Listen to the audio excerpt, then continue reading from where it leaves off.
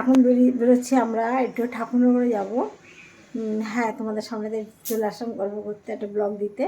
টোটো আসার জন্য দেরি করছিল বলে ওরা তখন দেরি করছিলাম, এই এসে গেছে। এবার আমিও বেরোচ্ছি। তোমরা সবাই দেখো আমরা কি করি। আজকে ভিডিও করবো, রাস্তার কথা ভিডিও বানাবো ঠিক করছি, দেখি কী করা যায়। ঠিক আছে। হ্যালো বন্ধুরা, কি এটা আমি বেরোচ্ছি, দেখো এই বেরোচ্ছি। টোটো আছে, দেখো টোটো যাওয়া এসে গেছে। আরে দেখো আমি এবার বেরোচ্ছি, ঠিক আছে। এখন আমি বেরোতে চললাম।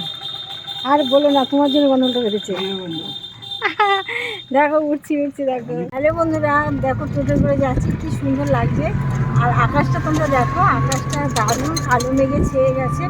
আমার তো ভীষণ ভালো লাগছে। দেখো আকাশটা দেখো, এত ভালো লাগে না, আমার মনটা মানে ভরে দিচ্ছে আকাশটাকে দেখে।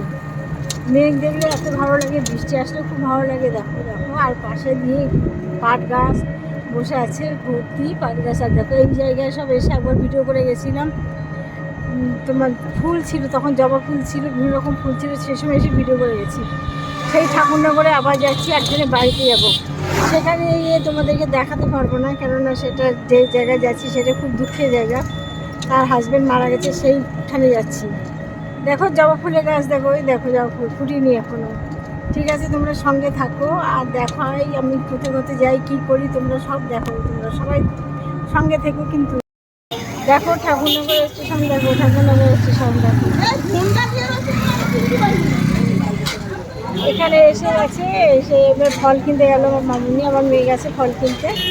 ফল এনে তারপরে যাবো তাদের বাড়িতে। তাদের বাড়িতে গিয়ে কোনো ভিডিও দিতে পারবো না, বানাতে পারবো না। তার জন্য এখানে তোমাদের দেখাচ্ছি। দেখো স্টেশনে এখানে কত রকমের ফল, দেখো তোমরা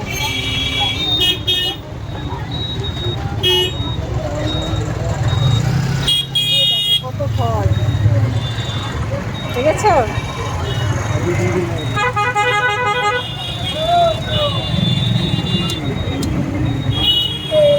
বেশি দূরে গেলে মেয়ে আবার খুঁজে পাবে না, দূরে আসবে।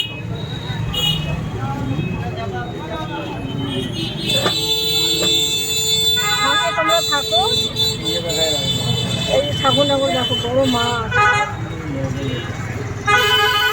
ঠিক আছে। দেখো কত সুন্দর স্টেশনটা, কত সুন্দর বড় করে নিয়েছে।